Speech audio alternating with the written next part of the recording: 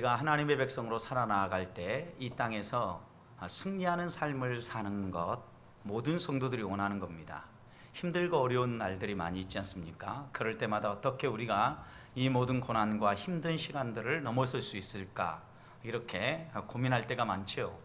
그런데 하나님께서는 하나님의 백성에게 항상 승리할 수 있는 길이 무엇인가를 가르쳐 주셨습니다.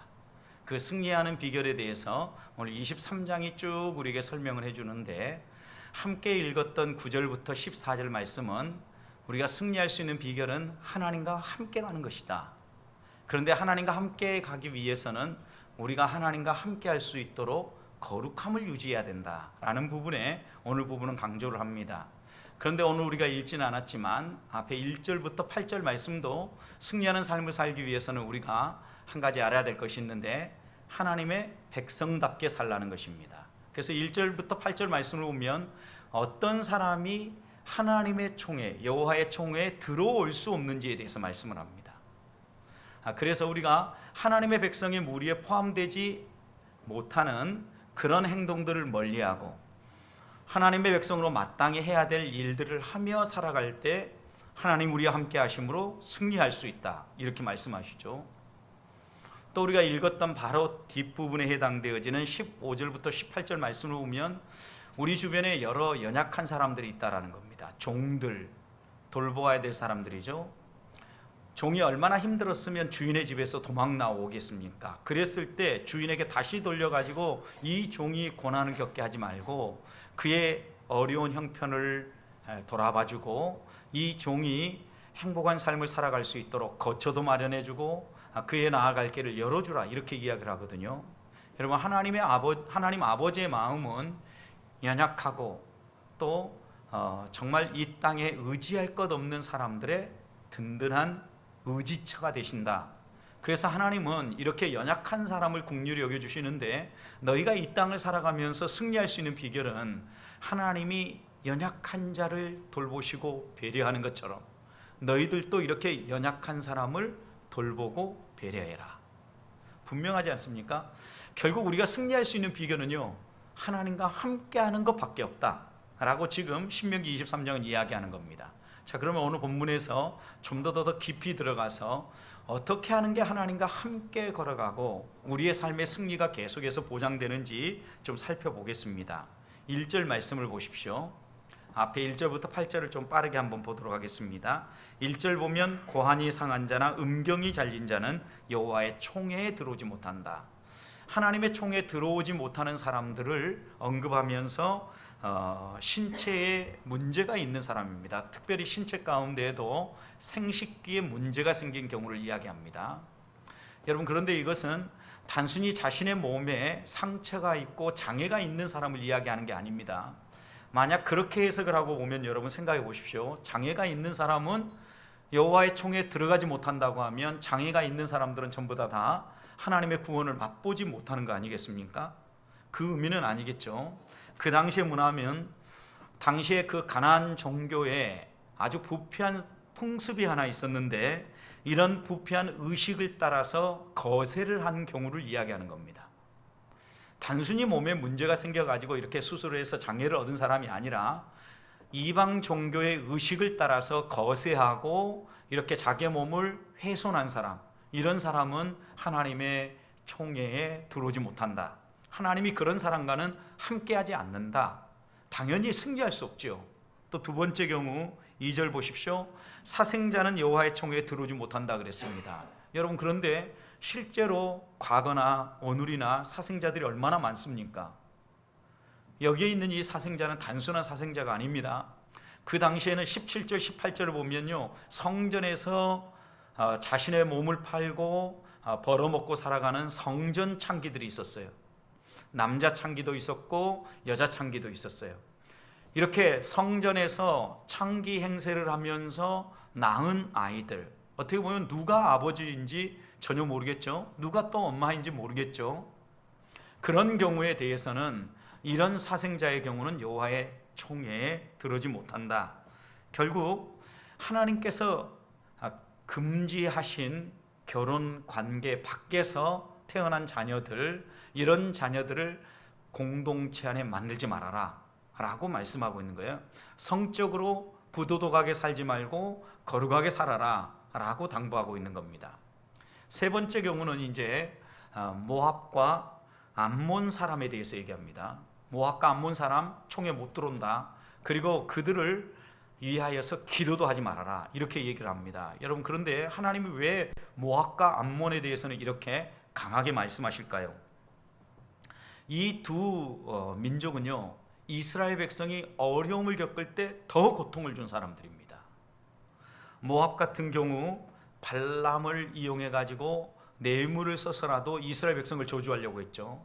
결국 하나님은 이 발람의 입을 막으시지 않습니까?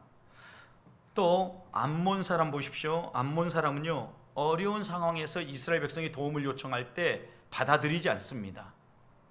그러니까 고난 가운데 있고 힘든 환경에 있을 때 보태주지 아니하고 함께하지 아니하고 그 고난을 나누지 않는 사람들, 이런 사람들에 대해서는요, 여호와의 총회에 들어오지 못하도록 한 거예요. 그런데 여러분 생각해 보십시오. 이 두 사람의 경우, 특별히 모압 사람은요, 뇌물을 주어서 이스라엘 백성을 저주하려고 했죠. 그런데 이것도 문제입니다. 이것은 적극적으로 이스라엘 백성을 공격한 거죠. 그런데 암몬 사람들의 경우는요, 이스라엘 백성들이 힘들어할 때 도와주지 않은 죄에 대해서 하나님 물은 거예요. 이건 소극적인 죄죠. 우리는 보통 이런 것에 대해서는 크게 인식하지 않죠, 죄라고. 왜냐하면 우리 주변에 어떤 도움이 있는 사람이 지나갈 때 이건 나하고 상관없는 일이야 하라고 우리는 보통 지나쳐 버릴 수도 있잖아요. 그런데 성경은 이런 경우에 대해서도 죄를 묻고 있다는 점입니다. 그러니까 적극적인 죄, 이것만의 문제가 아니라 하나님이 내 이웃을 내 몸같이 사랑하라 라고 얘기했을 때 이건 어떻게 보면 우리들이 그것을 하지 않음으로 소극적으로 죄를 짓는 거죠. 해야 될 걸 하지 않음으로. 그러니까 이런 것들에 대해서 묻는데, 대체적으로 우리의 삶 가운데요, 적극적으로 하나님이 하지 말라고 하는 것들은 어느 정도 지키려고 노력을 하는 것 같아요. 그런데 하나님이 하라고 하는 것을 때때로 우리가 하지 못할 때가 많다라는 거예요. 이걸 가르쳐서 소극적인 죄라 그러는데, 여러분 생각해 보십시오. 마태복음 25장에 보면 열처녀 비유와 또 달란트 비유와 양과 염소의 비유가, 세 비유가 줄줄이 나오지 않습니까? 그런데 이 세 비유 공통점이 있습니다. 어떤 사람이 천국에 들어가지 못합니까? 열처녀 비유에서는 지혜롭지 못한 다섯 처녀죠. 미련한 다섯 처녀라고 묘사해야 되는데, 이 미련한 다섯 처녀는 무엇 때문에 미련하다는 표현을 받습니까? 등을 준비합니다. 또 기름도 가지고 있었습니다. 그런데 충분히 준비하지 않은 겁니다. 하긴 했는데 충분하지 않은 거예요. 그러니 신랑이 늦게 옴으로 말미암아 그 기름이 다 떨어져 버려가지고 그 혼인잔치에 들어가지 못한 경우죠.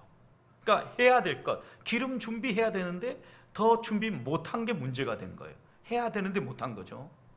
또 달란트 비유 보십시오. 2달란트, 5달란트 받은 사람은요, 열심히 일을 합니다. 남깁니다. 그런데 1달란트 받은 사람은 어떡합니까? 묻어둡니다.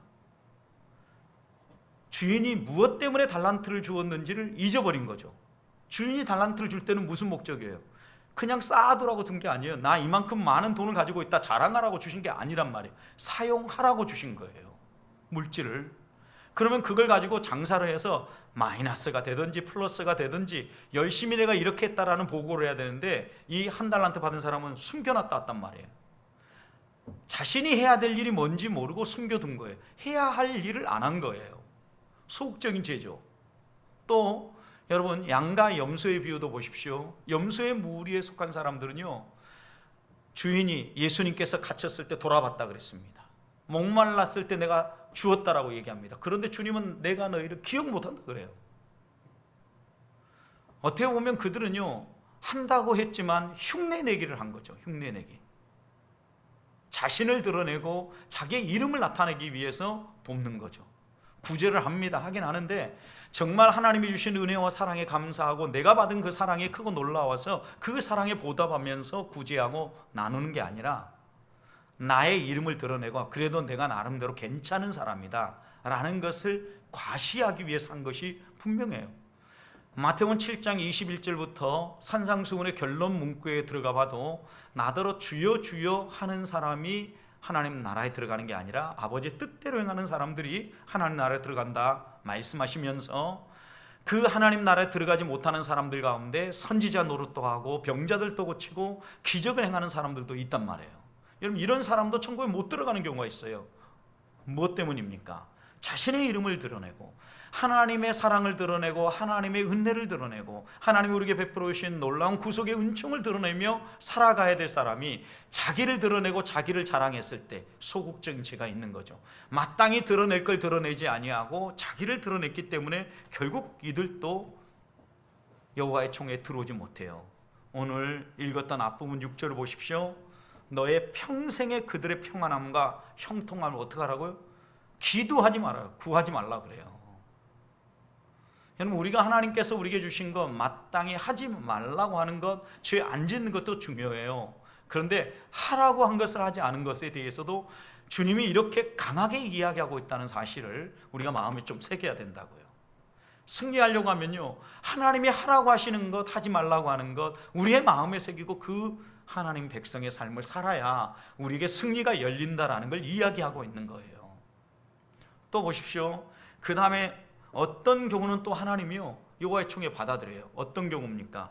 7절 8절 보면 에돔 사람하고 애굽 사람은요 여호와의 총에 들어와요.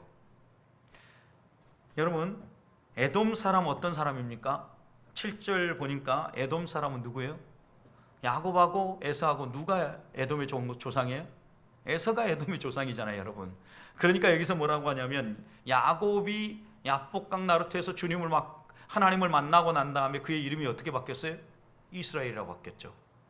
여러분, 그렇게 보면 보세요. 너는 에돔 사람을 미워하지 말라. 그는 내 형제임이라.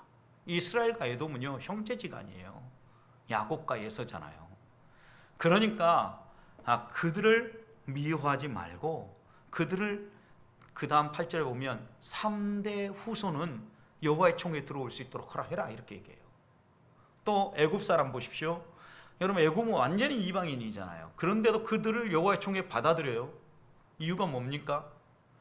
애굽 사람 미워하지 말라. 내가 그 땅에서 뭐가 됐어요? 나그네가 됐다라는 거예요. 여러분, 생각해 보십시오. 우리가 요셉 스토리 살펴보았지만 애굽 사람들이 아니었다고 하면 야곱과 그의 가족이 어떻게 생명을 유지할 수 있었겠어요? 그곳에서 그들은 양식을 공급받았고 그곳에서 큰 민족을 이룰 수 있는 힘을 얻었단 말이에요. 그렇기 때문에 애굽 사람들에 대해서 미워하지 말아라. 너희도 나그네일 때 도움을 받았다라고 얘기하는 거거든요. 여러분, 이 말씀을 보면 너희의 과거, 옛날을 잊지 말아라. 오늘의 너희가 어떻게 있게 되었는지에 대해서 잊지 말아라. 여러분, 생각해 보십시오. 어떤 사람도요 자기 스스로 그 자리에 올라온 사람은 없어요.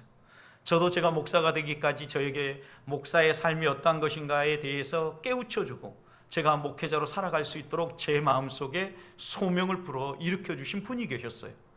어린 시절부터 또 성장하면서 신학을 할 때 어떻게 목회자가 돼야 되겠다, 또 실제 현장에 나와서 뛸 때 어떤 모델을 보고 나도 그렇게 목회해야 되겠다, 저에게 영향력을 미치고 좋은 모델이 되어주신 분들이 있단 말이에요. 여러분, 그러니까 그런 것들을 보면서 제가 오늘 이 자리까지 올라왔단 말이죠. 한 발 한 발 걸어왔단 말이에요. 우리 성도들도 생각해 보십시오. 처음 믿음의 길을 걸었을 때와 오늘 여기까지 오기까지 하나님께서 우리와 함께 해주셔서 그 은혜 안에서 한 발 한 발 걸어온 길이 있잖아요. 그러니까 과거를 잊지 말라는 거예요. 옛날을 잊지 말라는 거예요. 개구리 올챙이 시절을 잊지 말라는 거예요. 하나님이 분명히 함께 해주신 은혜 때문에 누군가의 도움에 의해서 여기까지 왔다. 에돔도 그랬고 또 애굽도 너희를 도와서 너희가 이 자리까지 오게 된 것처럼 너희가 잊지 말고 도움 준 사람들을 기억하며 적어도 그들이 지금 당대는 아니라 할지라도 3대 후손에서는 여호와의 총에 들어올 수 있도록 그들에게 복음도 들려주고 너에게 은혜를 베푼 사람들에게 그 은혜에 대해서 잊지 말고 보답하는 삶을 살아라. 그것이 승리하는 삶이다. 여러분, 어떻게 보면 이게 인간다운 삶이고 하나님 백성다운 삶이에요. 우리 안에 하나님께서 주시는 성도의 삶이 살아나면은요 우리의 삶은 승리하게 되어 있다라는 거예요. 문제는 우리 안에 성도의 삶이 무너져 버리기 때문에 이게 문제인 거예요. 사랑하는 성도 여러분, 먼저 첫 번째 점검할 것은 오늘 분명히 이야기하시죠. 왜 여호와의 총회에 들어오지 못할 사람들 이렇게 구분하시고 또 너희가 받아들여서 여호와의 총회에 함께 나아갈 사람이 누군가를 하나님은 우리에게 들려주시겠습니까? 왜 들려주시겠어요? 우리로 하여금 하나님 앞에서 어떻게 살아서 승리할 것인지를 분명히 이야기하는 거예요. 여호와의 총회에 들어갈 사람들로 이 땅을 살아가는 비결은 너희가 이방인이냐 이방인이 아니냐가 문제가 아니라 우리의 삶에서 성적인 음란함 이런 것들 내려놓고 또 금지된 결혼 관계를 맺지 말고 더 나아가서 이웃의 어려움을 볼 때마다 그 어려움을 마다하지 말고 도와줄 뿐만 아니라 너희가 정말 어려울 때 너희를 배려하고 너희를 도와줬던 사람들, 그 사람들에 감사하면서 너희가 이 땅을 살아가라. 이거 하나님 백성의 삶이고 이렇게 살아갈 때 너희 안에 승리가 펼쳐진다 말씀하시는 겁니다. 사랑하는 성도 여러분, 이렇게 사셔서 우리의 삶에 하나님이 함께 하시면서 하나님이 이기게 해주시는 복을 누리시기를 주님의 이름으로 축복합니다. 두 번째, 오늘 우리가 읽었던 9절부터 14절 단락입니다. 오늘 본문을 보면 좀 무슨 이런 것을 성경에 꼭 기록해가지고 우리에게 교훈을 해야 되나 이런 생각이 드는 이야기들이 기록되어 있습니다. 9절부터 11절은 개인적으로 거룩함을 어떻게 유지할 건지고 12절부터 14절은 공동체 안에서의 거룩함을 어떻게 유지할 건가에 대해 얘기한 거예요. 그런데 이 두 경우 다 너희가 전쟁터에 나아갈 때, 싸우러 나아갈 때 이걸 유지해라. 그래야 너희가 승리할 수 있다 이렇게 얘기해 준 거예요. 그런데 싸우러 나아갈 때 개인적으로 여기서 얘기하는 건 무엇입니까? 몽설에 대해서 얘기합니다. 밤에 잠자는 가운데 몽정한다 그러지 않습니까? 여러분, 그런데 이것은 그냥 꿈이 아니에요. 꿈이 아니고 여러분 실제적으로 음란한 꿈을 꾸고 또 성적으로 뭔가 성행위를 하는 이런 꿈을 꾸면서 몽정을 하게 되는 거거든요. 많은 사람들이 이건 무의식의 세계고 그냥 건강한 사람이라고 하면, 건강한 젊은이라고 하면 누구나 있을 수 있다 이 정도로 얘기를 합니다. 그런데 하나님께서는 이것 자체를 무시하는 게 아니에요.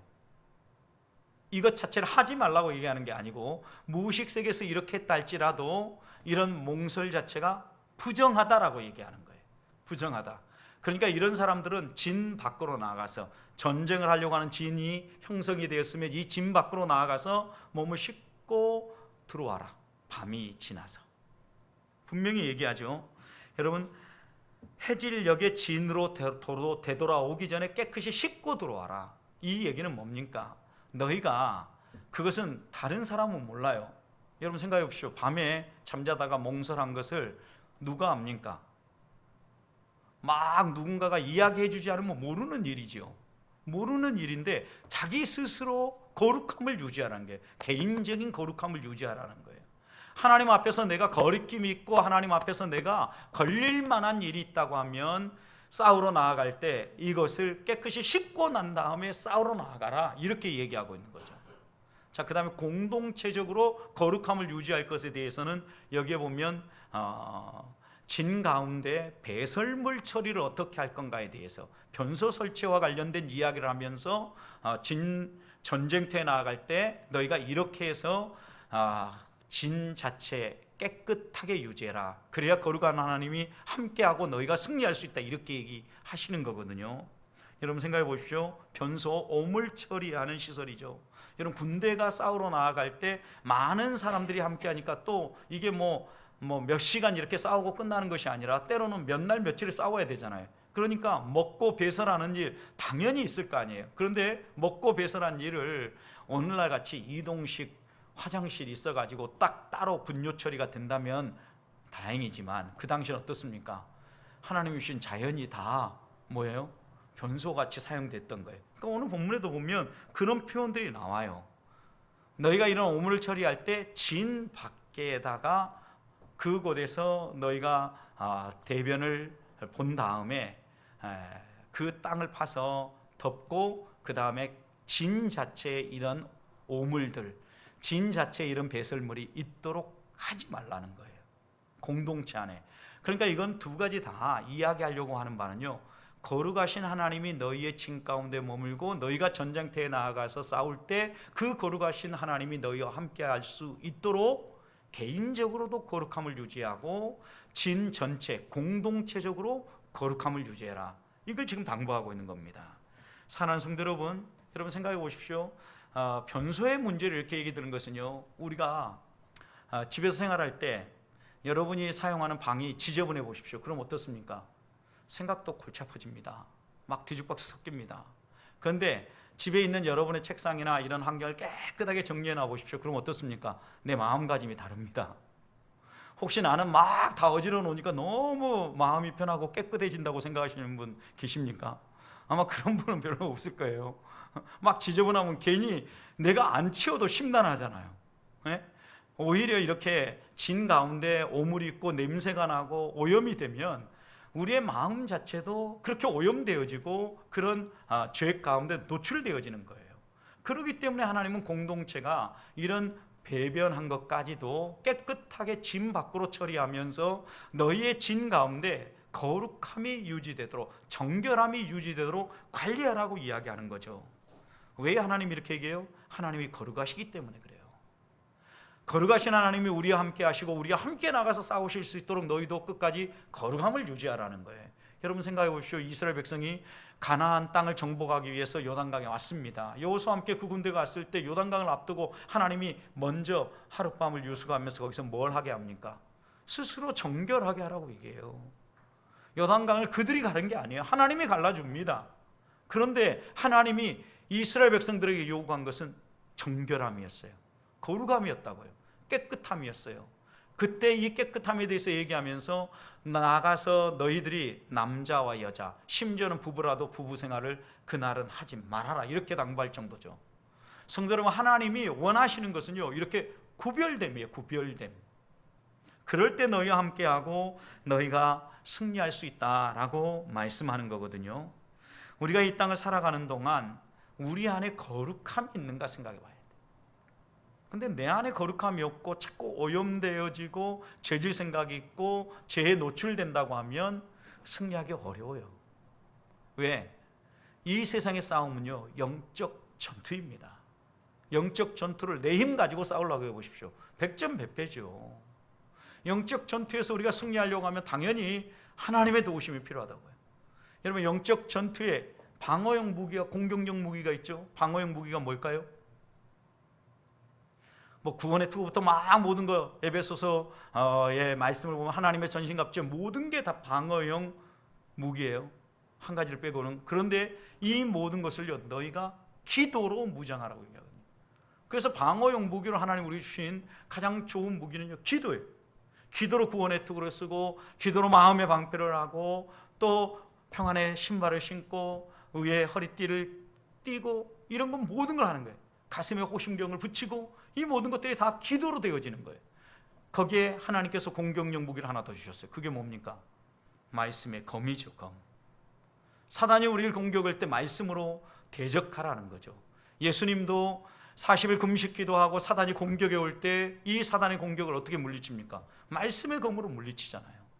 여러분, 그래서 우리가 영적 전투에서 승리하려고 하면요, 하나님을 본받아서 하나님이 우리와 함께 하시도록 거룩함을 유지해야 되는데, 이 거룩함을 유지하며 살아갈 때 우리에게 꼭 있어야 될 게 기도와 말씀인 거죠. 기도에는 두 가지가 있어요. 들숨과 날숨이 있죠. 여러분, 들여 마셔야 될 게 있어요. 뭘 우리가 들어 마셔야 됩니까?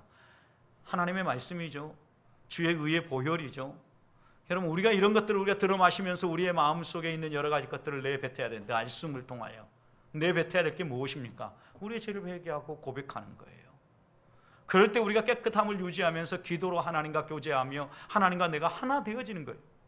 그럴 때 우리가 말씀의 검을 들었을 때 이 말씀의 검이 예리하고 우리가 공격할 때 사단은 대적할 수 있을 뿐만 아니라 사단을 이길 수 있다는 거예요. 내 힘이 아니라 나와 함께 하시는 하나님 때문에. 그렇기 때문에 하나님께서는 개인적으로도 거룩함, 공동체적으로 거룩함을 유지하라는 겁니다. 성도 여러분, 두 번째 승리의 비결, 어떻게 하자고요? 거룩하게 살자는 겁니다. 마지막입니다. 마지막은 15절부터 18절인데, 여러분, 종이 도망을 했습니다. 15절 보면 그래서 그가 도망 나왔을 때 그 도망 나온 종을 보고 다시 주인에게 돌려보내지 말라는 거예요. 여러분, 이제 그 당시에 종이요, 일반적으로 이렇게 도망가지 않아요. 종이 도망가서 걸리면 어떻게 될까요? 죽습니다. 사형입니다. 그렇기 때문에 웬만큼 도망을 안 가는데 죽기를 각오하고 이 종은 도망간 거죠. 왜 도망갔을까요? 힘드니까. 오죽했으면 도망갔겠어요. 그러니까 이런 경우에 대해서 하나님께서는 배려해주고 이런 아픔이 있는 사람에 대해서는 품어주라고 이야기하는 거예요. 연약한 자를. 너무나 따뜻하잖아요. 하나님 아버지의 마음이.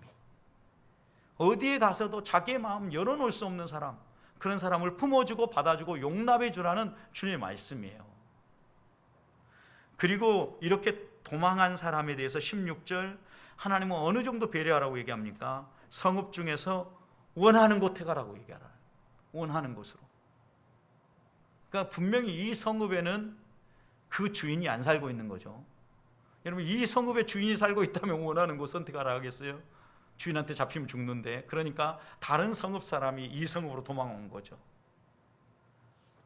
여러분, 이랬을 때 그들을 향하여서 원하는 곳을 택하게 하고, 그리고 너와 함께 내 가운데 거주하게 하고 그를 압제하지 말아라. 여러분, 참 가슴 아픈 이야기예요.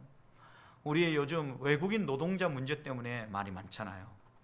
지난 5월달 사건이라는데, 우즈베키스탄 농촌에서 일했던 우즈베키스탄 외국인 근로자, 아침 7시 반 사건이라고 그래요. 아침 7시 반 추적을 해보니까 강주 경찰서, 그래서 저는 어디 전라도 어느 지역에서 퍼터진 줄 알았더니 전라도가 아니더라고요. 몇 시간 전 제가 뉴스까지 쭉 검색해서 봤는데 충남 서산에서 있었어요. 장갑을 요청했어요. 장갑을. 아침에 이제 이 일을 하려고 하는데 장갑이 없어서 장갑을 요청했는데, 장갑은 너가 챙겨와야지 왜 안 가져왔냐, 이렇게 저처럼 좀 점잖하게 얘기했으면 좋은데 온갖 욕설과 함께 그 다음 뭐가 가해졌어요? 폭행을 가한 거예요. 여러분, 아무리 외국인 노동자가 모르겠어요, 이제 불법으로 체류하고 있었는지, 불법 체류 안 한 사람일 가능성이 높아요. 왜냐하면 우즈베키스탄 대사관에서 이 문제에 대해서 엄중 처리를 해달라고, 조사해달라고 요청을 했기 때문이에요. 알고 보니까 두 사람이 합의를 했대요. 다 마무리가 된 사건이라고. 그래서 대사관에 얘기한다는데, 여러분, 합의를 했다고 해도 과정을 놓고 보자고요. 합의야 이건 이제 요청했으니까 했겠지만, 외국인 노동자에 대해서, 코리안 드림을 가지고 온 외국인 노동자에 대해서 너무 함부로 대한 거죠. 함부로. 그러지 말라는 거예요. 심지어 오죽했으면 자기 나라에서 누군들 일하고 거기에서 먹고 살고 싶지 않았겠어요? 얼마나 가슴 아픈 이야기가 있으면 왔겠냐고요. 여러분, 양천구에 있는 빗물 처리 시설에 사망자 3명 가운데 한 사람이 또 외국인 근로자가 있는 거 알죠? 여러분, 자기 고향에 있는 아버지가 아프시대요. 그 병원비, 치료비를 조달하기 위해서 왔어요. 이렇게 외국인 노동자인데 우리나라 와서 험한 일을 하는 데에는요, 아픈 사연들이 있어요. 그런데 이들을 압제하는 거예요. 함부로 대하는 거예요. 여러분, 하나님은 지금 그 부분에 대해서 그런 사람들이 되지 말라고 얘기하는 거예요. 그래야 내가 너와 함께하고 너희들이 가는 길마다 하나님이 함께하면서 승리하는 일이 있다는 거예요. 여러분, 우리가 직장에서 산다고 하면 직장에서 나보다도 후배들, 함께 동역하는 사람들, 이런 사람들에 대해서 너희가 어떻게 대할 것인가를 이야기하는 거예요.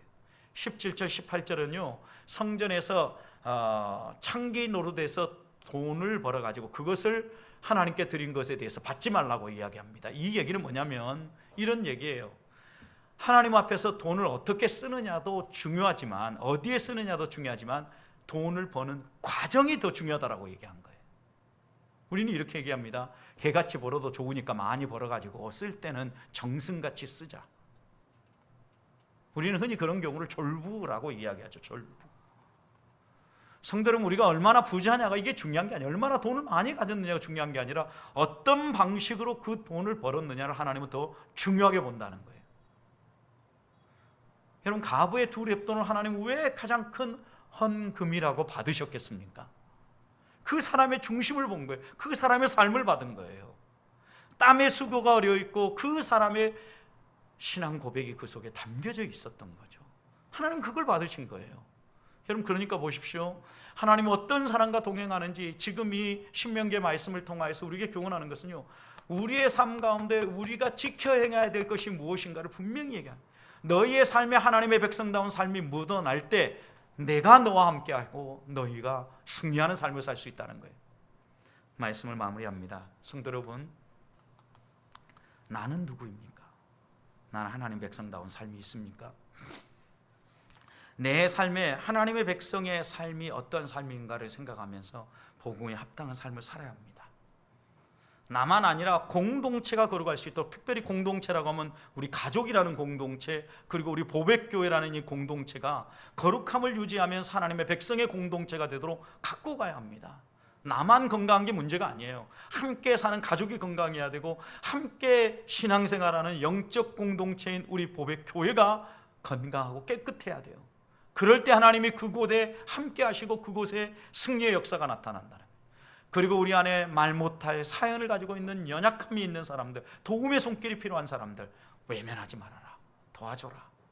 그리고 그들을 원하는 대로 나아갈 수 있도록 너희들 가진 것 가운데 원하는 것이 있으면 마음껏 취하라고 이렇게 넉넉하게 배려하고 도와주라는 거예요. 그럴 때 하나님이 너희와 함께하고 너희의 삶에 하나님이 이기게 해주시는 승리를 맛볼 수 있다, 이렇게 말씀하시는 겁니다. 오늘 하루 또 남은 이번 주간도 며칠 남지 않았지만 하나님 앞에서 우리가 하나님 백성의 삶을 다시 한번 깊이 묵상하고 우리의 남은 생을 살아가는 동안 이렇게 삶으로 우리의 삶에 하나님이 동행하시고 승리케 해주시는 놀라운 은혜와 복만 넘치시기를 주님의 이름으로 축복합니다.